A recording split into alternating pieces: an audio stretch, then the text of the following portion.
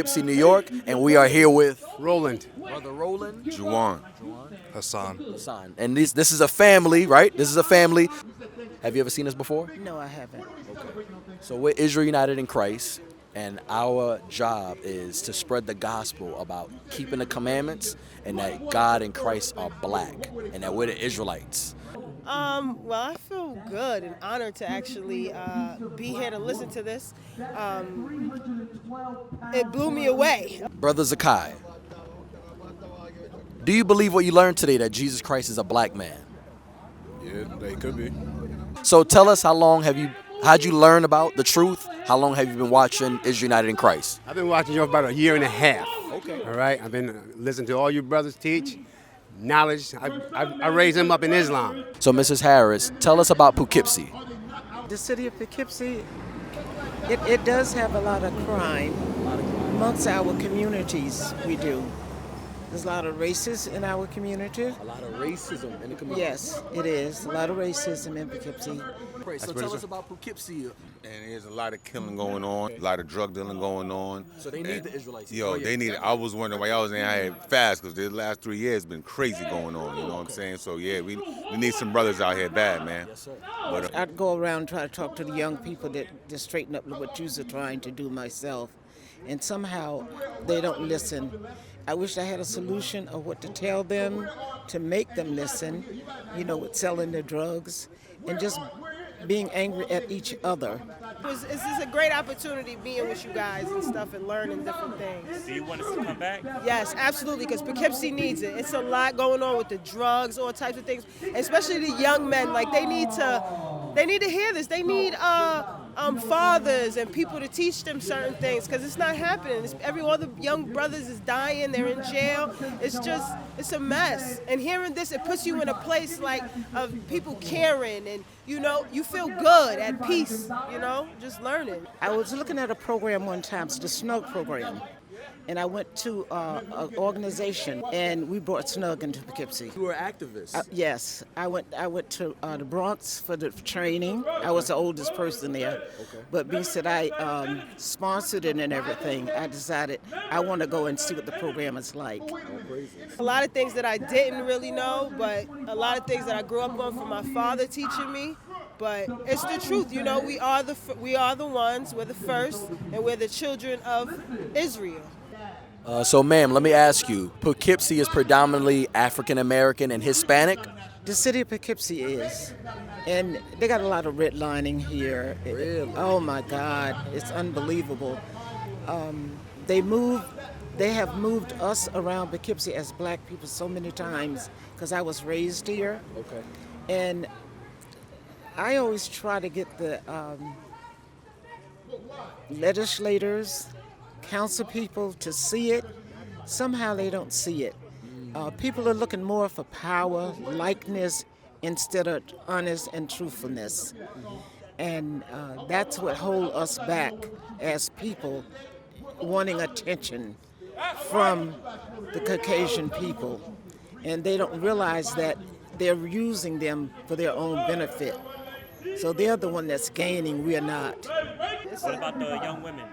Oh, definitely. This would be very good for the women, because there's a lot of us that are out here kind of lost, you know what I mean? And we're thinking that things are okay to be doing, and, we have to change. We definitely have to grow and change from the things that we're doing.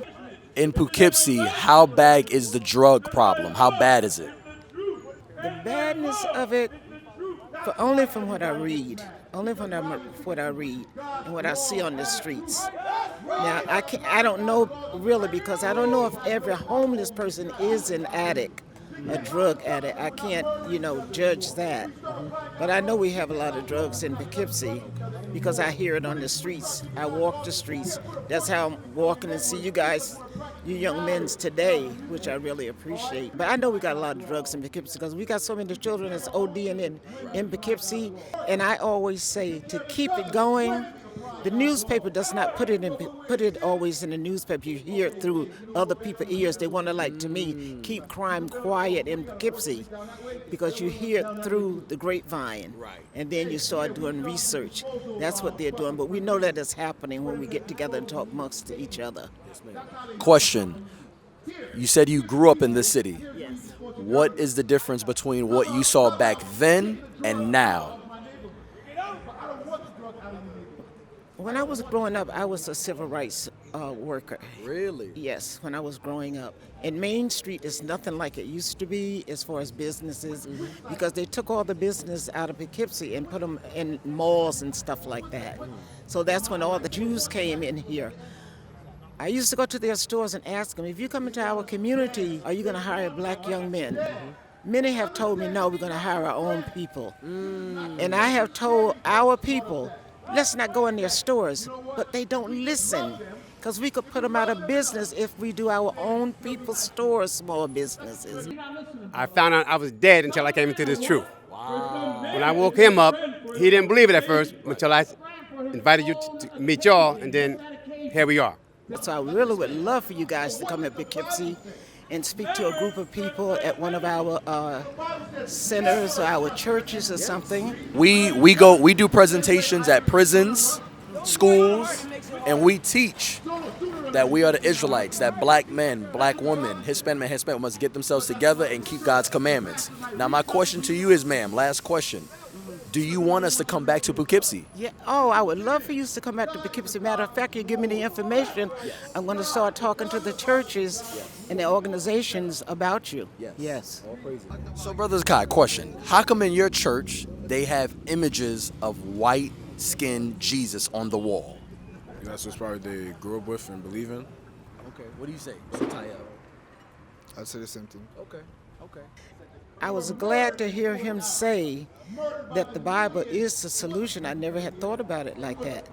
So now I'll go home now and start looking up through the Bible as in a different way of looking for solutions to address it like this young man just did. And I will talk to the ministers in the community and call a meeting to do the same thing from what I experienced here today. What was some topics that you heard today that you liked that they brought out? That the Christian church, you don't really hear them bringing it out. With the marriage stuff. Yeah. You know, I noticed like in churches, they'll speak about certain things, but not everything. You know, even the science about things and just the truth. But definitely the marriage was something for me that I took heed to. All right. So what do you think about what you learned today? What'd you think about it? It was very informational and had me think of if he is black and that it's a possibility that he is. Possibility that he is? I don't know. We just read Revelation 1:14. Possibility. I'm not saying he's not, but I just... This guy's crazy. What's wrong with this guy? You had a Bible. What's wrong with this? Yeah, take him out. Bruh, you just had the Bible in your hand, bro. Brother Zakai.